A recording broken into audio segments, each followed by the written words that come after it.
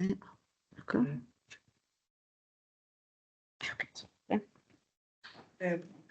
Dobar dan svima, evo da se vratim na početak. Of course, I need to continue in English. So I'm really pleased to be here. It's always a great pleasure to visit Novi Sad for me and visit Serbia in general. So my talk is on micropollutants in wastewater. I will start with some general numbers that probably all of you know, but I need to repeat them, that we are living in a technological society and we use lots of chemicals every day. So there are millions and millions of chemical substances that exist. They are synthesized. Many of them, like 350,000 chemicals, are registered for commercial use.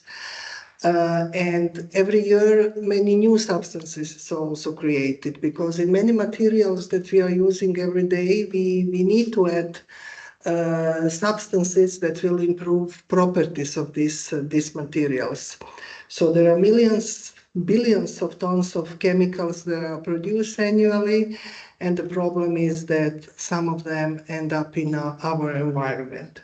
So here on the right side, you can see a little bit numbers regarding what we know about those chemicals. So just for very small portion, which is 500 chemicals, we really have a good information and good data regarding their exposure and their hazard. And then there are 10,000 that we know something, 20,000 with limited information, and there are more than 70,000 chemicals that we don't know almost anything regarding their what risk they actually pose in the environment for aquatic organisms, terrestrial organisms, and also for our health. And regarding use of chemicals, I press something that I shouldn't press. So, sorry. I thought it's a pointer. What I will stop sharing. Oh, okay, yeah, escape. It's always solution. So here on the left side of this square, you can see that how many chemicals we have on the market, how many tons, and we have 4,700 chemicals that annual consumption, it's over 100 tons. So these are huge quantities. So many of these chemicals at the end can end up in the environment through different pathways, mainly to households, to industrial discharge, to surface runoffs, also from healthcare facilities. Majority of our urban waters, they go to centralized wastewater treatment, but we also have farming, agriculture with diffuse pollution and some decentralized wastewater treatment. So of all chemicals, my talk is about micropollutants, so we are mainly talking about pharmaceuticals, pesticides, personal care products, surfactants, microplastics, and many industrial chemicals. So in European Water Framework Directive, you know that just a limited number of compounds it's regulated. So these are compounds that are listed as a priority substances. Water Framework Directive started with 33, and then in 2013, 12 new compounds are added. So now this priority list has only 45 compounds. There is also a watch list mechanism that every several years it's updated. The last update was 2020, and there we have some hormones, some antibiotics, some pesticides. So these are substances that are There is suspicion that may pose a risk for human and environmental health, but we still don't have data, so all member states are obliged to collect data on those substances, and then when the next revision will be done, at European Commission, they will evaluate it if those substances should go to the priority list, or conclusion is no, they don't pose a risk, so we don't need to follow them anymore. So everything else that it's not in a priority list and watch list, we call emerging contaminants. So there everything fits, like global organic contaminants, like perfluorinated, flame retardants, siloxanes. Then pharmaceuticals are huge groups, personal care products.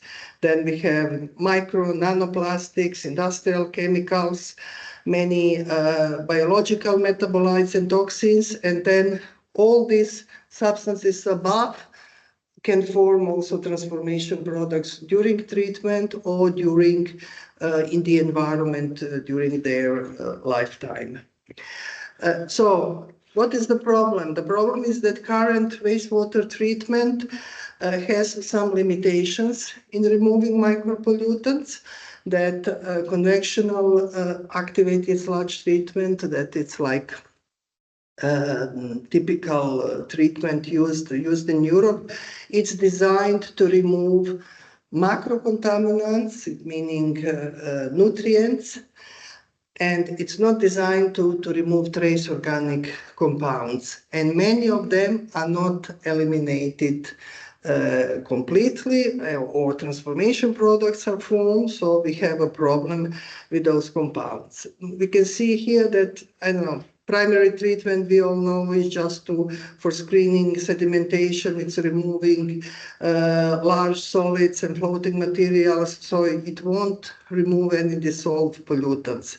Secondary treatment will remove some pollutants, but it's mainly, as I said, it's efficient for organic carbon and nutrients, but not so efficient for micropollutants. So we need tertiary treatment, but there still problem remains with some macropollutants that are partially removed. We also have a generation of transformation products, and sometimes transformation products can also cause problems and with toxicity. So we need better treatment.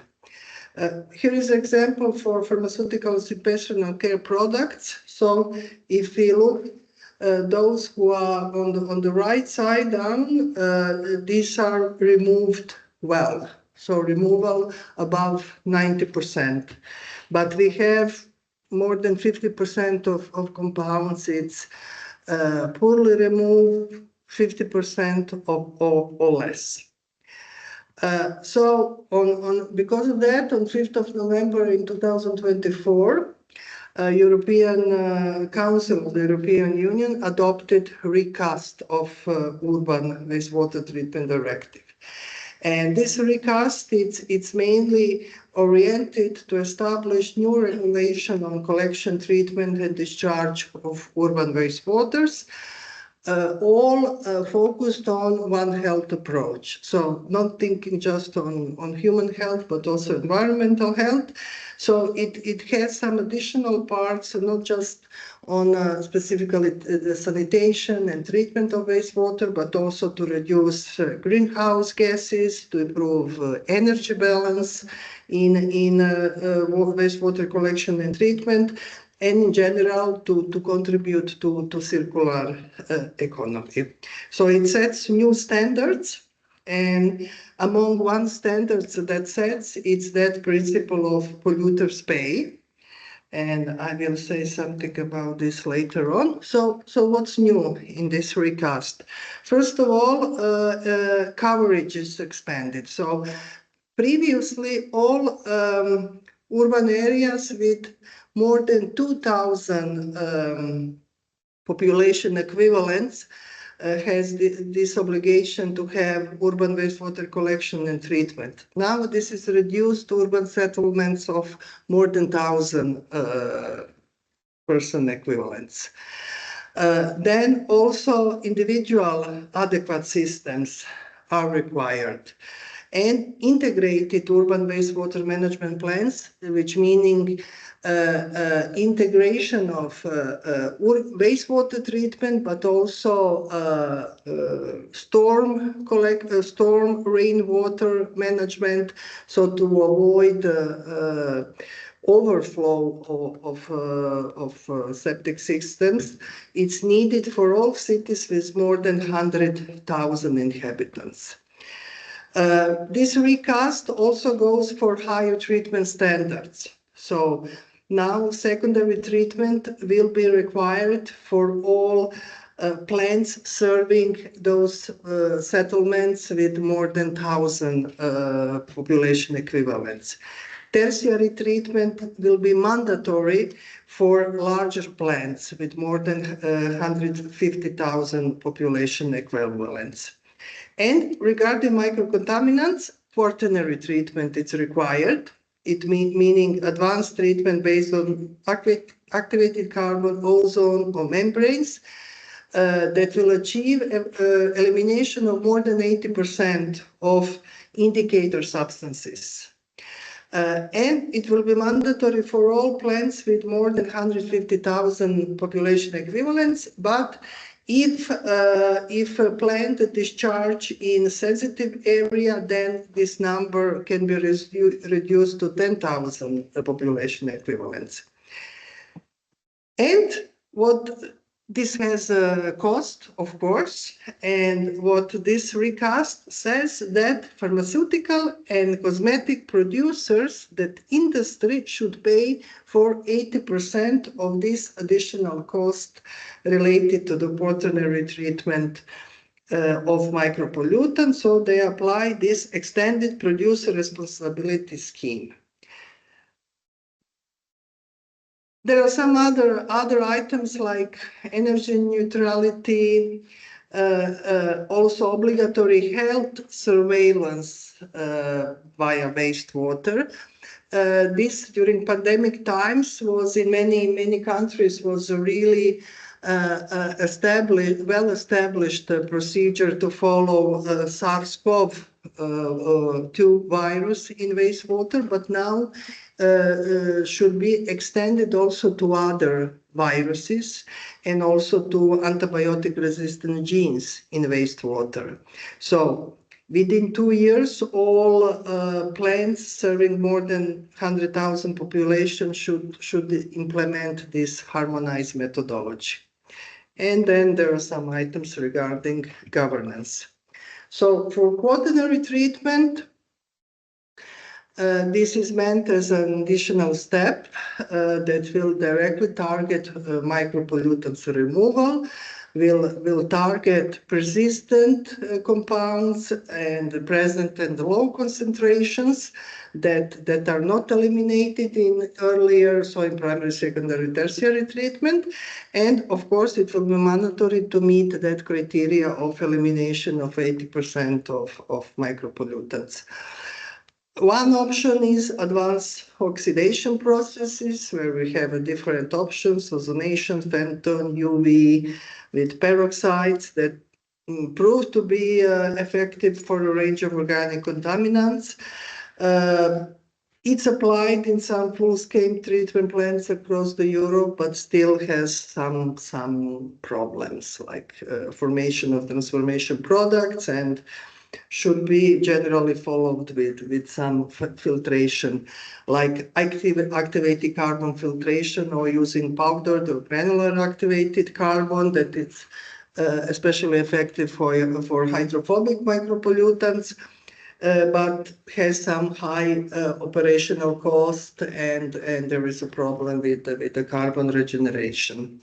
And then we have, of course, membrane technologies like nanofiltration or reverse osmosis filtration that is very efficient, produce high quality effluent, but it's a treatment that requires high energy consumption, and there are also some problems with the falling, etc.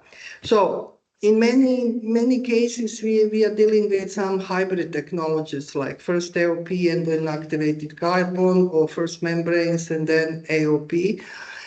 So I think it's like every wastewater treatment plants that need to apply quaternary treatment needs to select a technology based on many other criteria that they have. So, of course, this has a high cost. So for upgrading treatment plants, so it's a infrastructure building, implementation of these new technologies. But for quaternary treatment, the funding source, although recast doesn't say specifically how they plan to implement this, they just say pharmaceutical and personal care product industry should pay for 80% of the cost. And there is lots of now discussion within the industry, why just pharmaceutical and personal care industry? There are many other industries producing chemicals, but they are excluded. Why blaming just pharmaceutical industry? So there will be lots of discussion about this, and for me, it's not clear how this will be implemented. At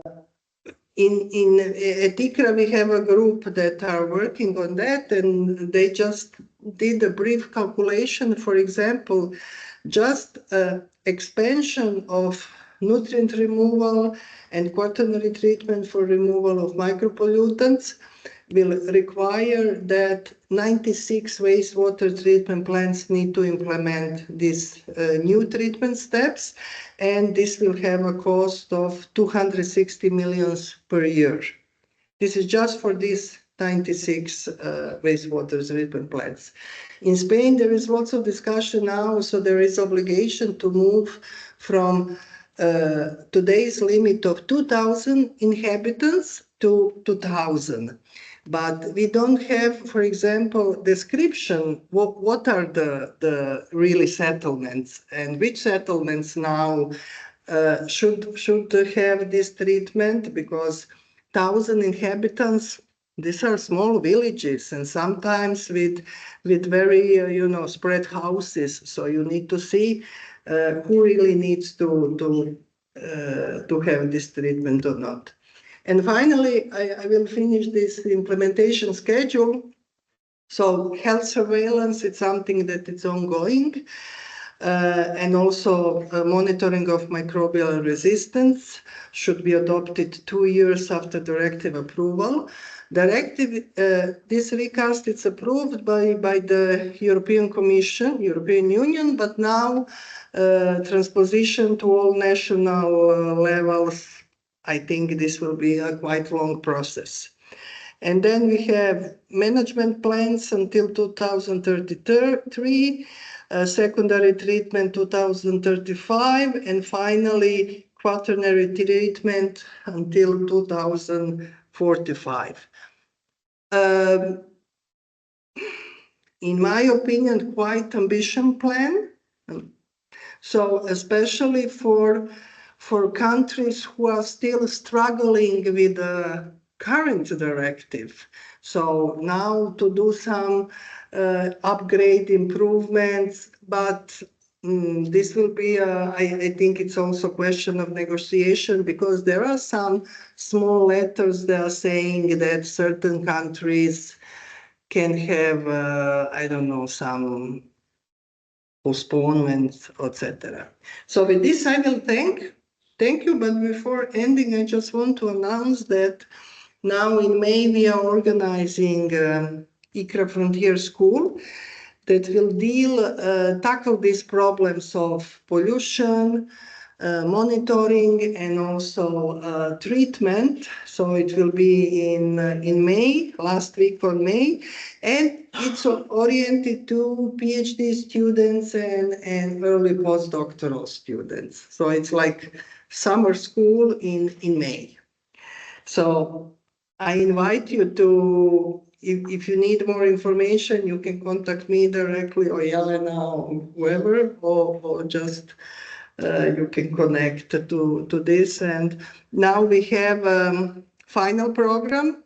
it's ready, so I can also distribute to you the final program. So if anybody is interested to participate, I think we created really good program. It will be really good for young researchers to get a good overview on this topic.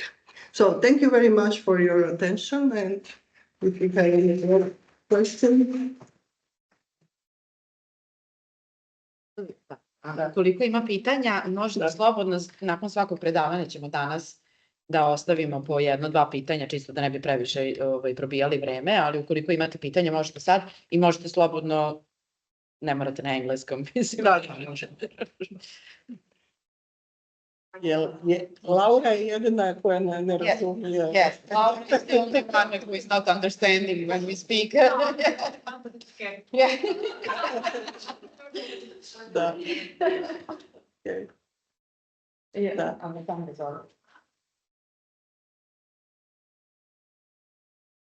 Kako ćemo, evo, skinut ću ja mikrofon, možda je lakše. Pitanje samo za partnerni grad, što ste naveli da će moći da bude kombinacija AOS-a sa membranama, sa apsorpcijom. Šta mislite, da li znate u stvari, da li postoje već neki kriterijumi za primjenu takvih tretmana ili to ipak ostaje? To sam zaboravila staviti, postoji 11 indicator substances.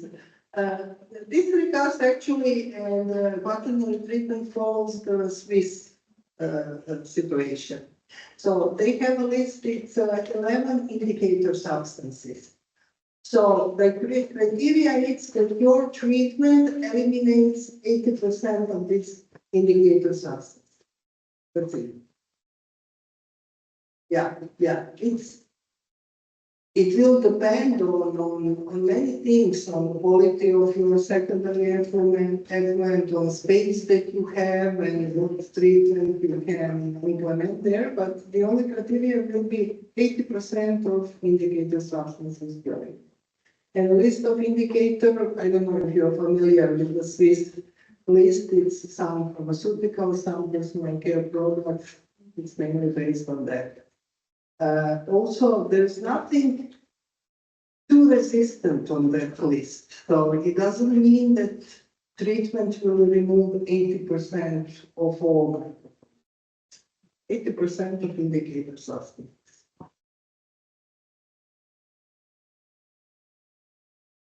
Možda i piti. Pa htjela sam da pitam sad u praktičnom smislu, kada je nastupila ova nova direktiva, šta se dešava kod vas u školi, bar u Kataloniji, da li nešto utiče na istraživanja, na zahteve? Trenutačno, ta direktiva je samo odobrena od strane Komisije Europske unije. Zato se spušta na nacionalni nivo i sad svaka država mora kako se to zove, transposition, a to u praksi traje, dok se sve države, dok se sve države poslože, po tome će trajati. U Kataloniji je počelo, tu su se novinari, pa smo imali intervjua, novinama su pisali o tome kako, što i to. I počeli su, na primjer, Catalan Water Agency, počeli su razmišljati o tome, na primjer, prvo trebaju definirati to, koje u stvari mjesta i kako da ih limitiraju sa tih 1000 ekvivalenata. To je isto tako problem.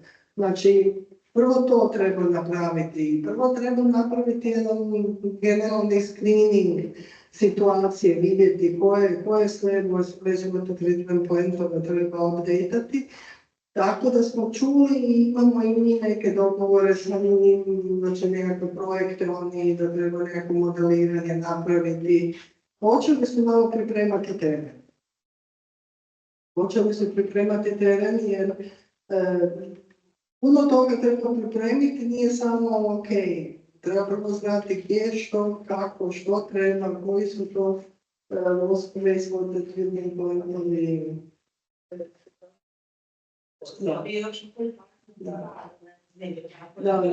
Da.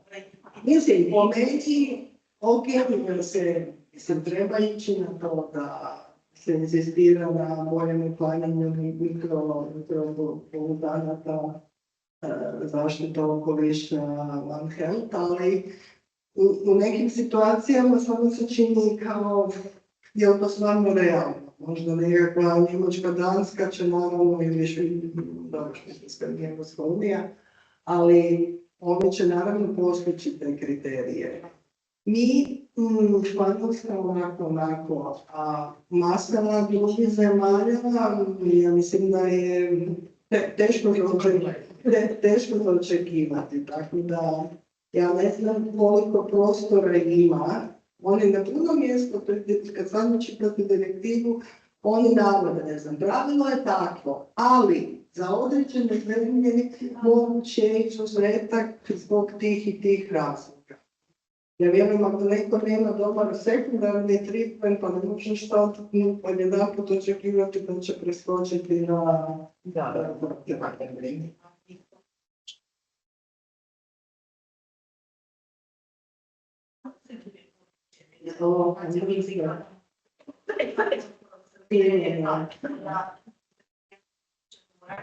Onda imali poređenje tipa Slovenija zbog tako malo broja stanovnika i sve veliki. Da kažemo zapravo zanimljivo što mogu ja smo imate i oni ćemo Da, to je, i kod nas je jedna od stvari koje su isto počeli sad to definiranje što je sve osjetljiva zona, a što nije.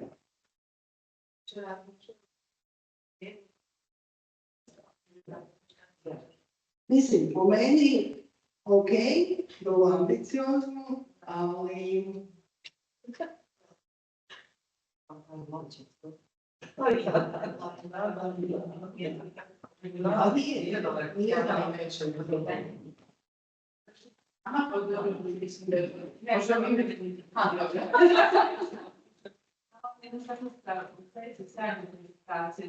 Pitanje, jer što se tiče ove nove uredbe niste u potpunosti proučila, da li nešto kaže vezano za nus proizvode dezinfekcije, s obzirom da unapređeni oksidacioni procesi, to može biti, na primjer, kombinacija zračenja sa hlorom.